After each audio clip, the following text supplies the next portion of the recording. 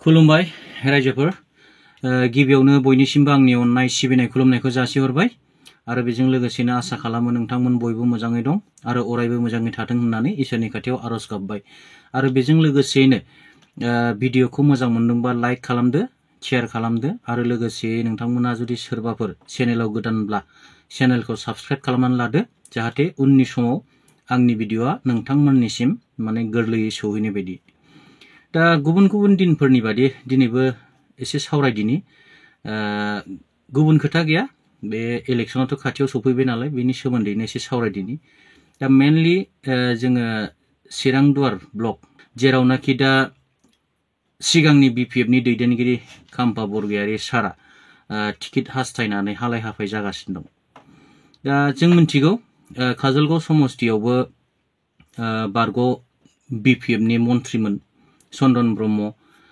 बिथांखौ दा केन्डिडेट हिसाबै सायख'बाय इउपिपिएल हानजानिफ्राय बे जाबाय बे बिथांमोननि मेटार देरहायै देरहाया बे उननि बाथ्रा नाथाय जों मिथिगौ चन्दन ब्रह्म साराबो माने जेनबोबाय थानाय मानसि मानि थाखाय जेनदों बेखौ नोंथांमोना निस्सय गोसोआव एसेबाबो हमनो हाखाबाय दा नैबे बारावबो खुनु बुंनो हाया जे बिथाङा जे देरहाथारगोन बे समस्तियाव दा फैनि खाम्फा बरगयारी सारा 14 नं चिरांदुवार ब्लकआव माने हालाय हाफाय माबायदि टिकेटनि थाखाय माने गिदिंगासिनो दं मोननो हास्थायनाय दिन्थिगासिनो दं गावखौनो केन्डिडेट फसंजानो लुबैनाय दिन्थिगासिनो दं गासैबो बाथ्राखौ सावरायनायनि सिगां नैबे मोनसे फिसा भिडिअखौ नायनानै लाग्रोनि बिनि उनाव सावरायलांदिनि नङा होमबा মই চিৰাংদুৱাৰ মই কেণ্ডিডেট আৰু প্লাছ এতিয়া মই দেৱৰগাঁও সমষ্টিতো মই কিলিব বিচাৰো प्रमोद बर' डांगरिया आमार सभापति डांगरिया মই अनुरोध जनायछु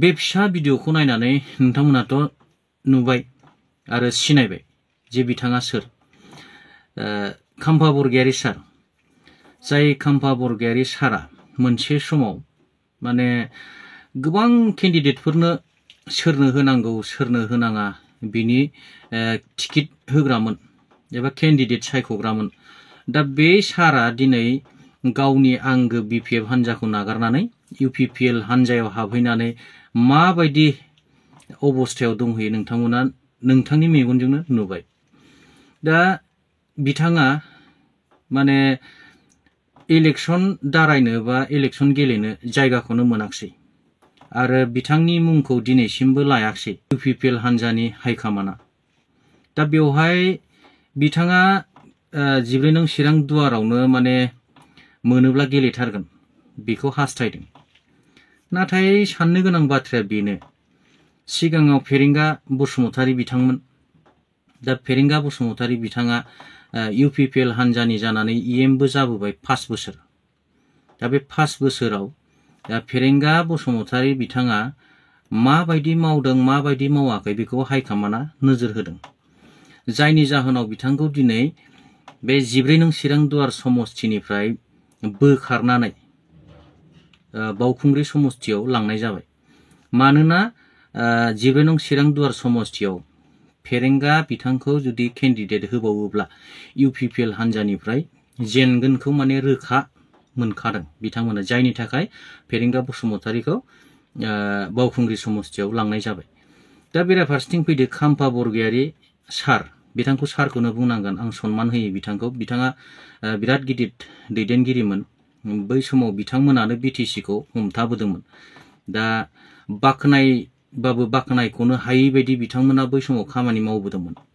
नाथाय फैयै फैयै बिथाङा बबे फाखनाव गोग्लैफैखो सानस्लाबा हस्लाबा जाखो ना साननानै हनानै थांखो दा इउपिपिएल हान्जायाव हाबहैखांबाय हाबहैनायनि उनाव दा बिथांनि अबस्थाया नैबेबायदि अबस्थायाव फैबाय आरो जाय बिथाङानाखि टिकेट होग्रामोन केन्डिडेट सायख'ग्रामोन दिनै बे बिथाङा गुबुननि सिङाव थांनानै माने गावनो उल्था आरज गाबहैफिननांगौ जानानै फैबाय दा बे दुखुनांथाव बाथ्रा खाम्फा बरगयारी सारनि थाखाय आरो बेराफारसेथिङै 14 नं चिरांदुवार समस्तियाव खाम्फा बरगयारी सारनो जे टिकेट होगोन आं बेखौ माने गोजान नुहुरदों दा जोङो ससियेल मिडियानि गेजेरजों नुगासिनो दं 14 नं चिरांदुवार समस्तियाव डक्टर सांग्रां ब्रह्म जाय बिथाङानाखि जिउयै माहामै होसोनानै रायजोफोरखौ कनभिन्स खालामनायाव नांथाबनानै दं दा बिथाङा जुदि टिकेट मोनाब्ला डक्टर सांग्रां ब्रह्म बिथाङा जुदि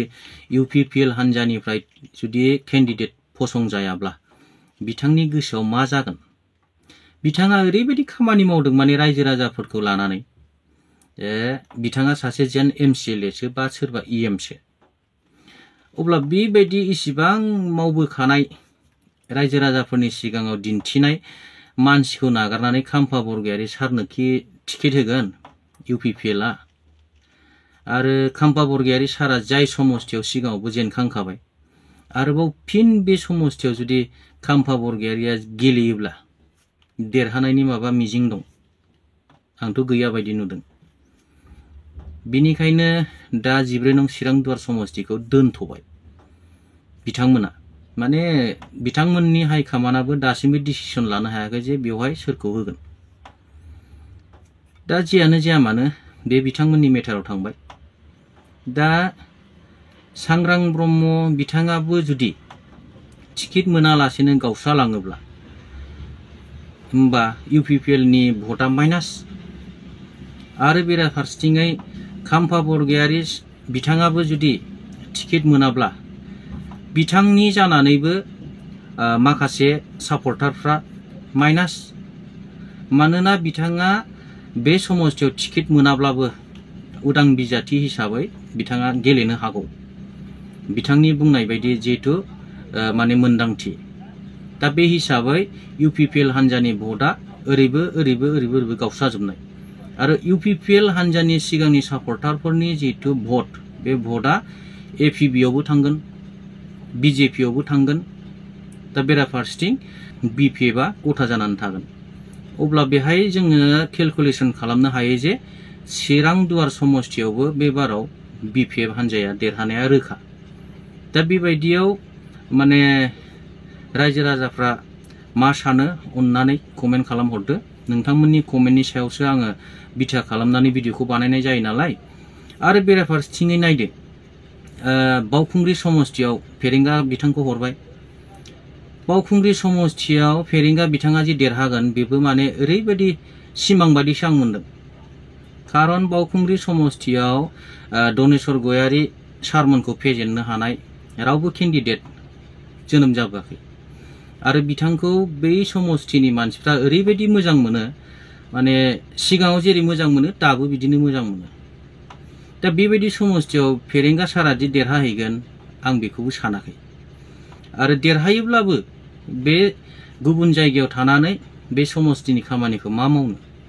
जाय बिथाङानाखि गावनि समस्थियावनो देरहानानै गावनि न'आवनो थानानै रायजो राजाफोरखौ बेंनो हायाखै, नायनो हायाखै, अनसायनो हायाखै। आरो बै बिथाङा चिरां दुवाराव बिथांनि न'आ बिथाङा जागोन केन्डिडेट बावखुंग्रिनिफ्राय। होमबा सोर रायजो राजाफोरखौ गोजोन होनो हानो? दा बे मोनसे आरो।